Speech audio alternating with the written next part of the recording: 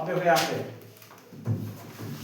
जो है सबसे 10 का शुरुआती जो टॉपिक होता है PIT, प्रेजेंट इंडेफिनिट टेंस, ठीक है, उसको हिंदी बोलते हैं वर्तमान निश्चित काल।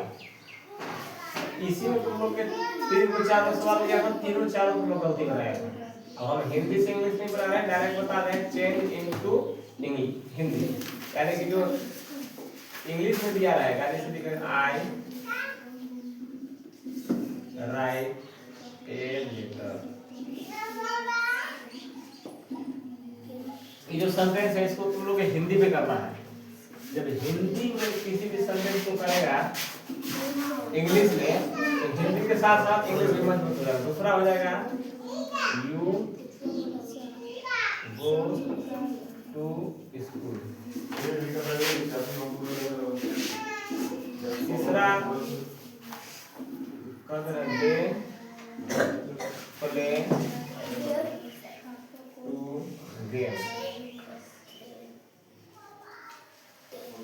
चौथा में लास्ट रहेगा वी रीड ए। चलो इसको तुम लोग बनाना है। ये वो हम बता रहे हैं इसका नियम क्या होता है, ये सब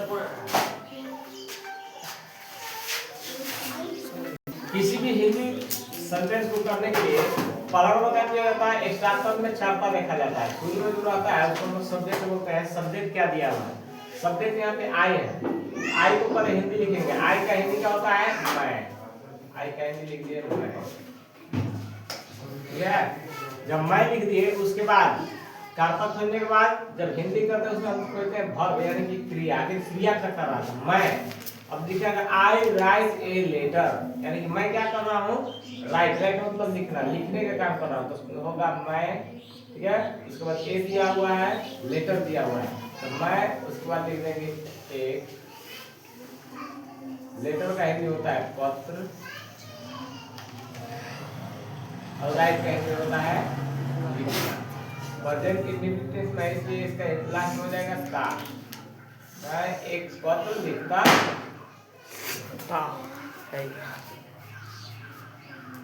इस तरह से दूसरा क्या बनाना है, you go to school, you मतलब होता है तुम,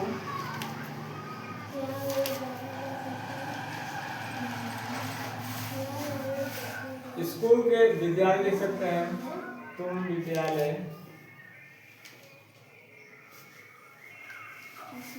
तुम विद्यालय, वो मतलब जाना, जाते हो। इस तरह से बनाना है। दे प्ले टू गेम, दे मतलब होता है वे लोग, प्ले मतलब खेलना, गेम मतलब खेल, यानी कि क्या होगा इसका हिंदी हो जाएगा वे लोग, वे लोग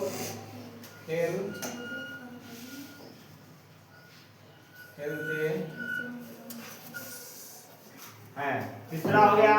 अब उसके बाद में लास्ट चौथा, we read a book, we मतलब होता है हम लोग, क्या लिखेंगे हम लोग, हम लोग, बुक मतलब होता है किताब, यानी एक बुक लिखा हुआ तो लिख देंगे एक किताब, और रीड मतलब होता है पढ़ना, लिखेंगे पढ़ते हैं। इसी तरह से 10 सेंटेंस अभी बना के रखना, लिखना है बोल।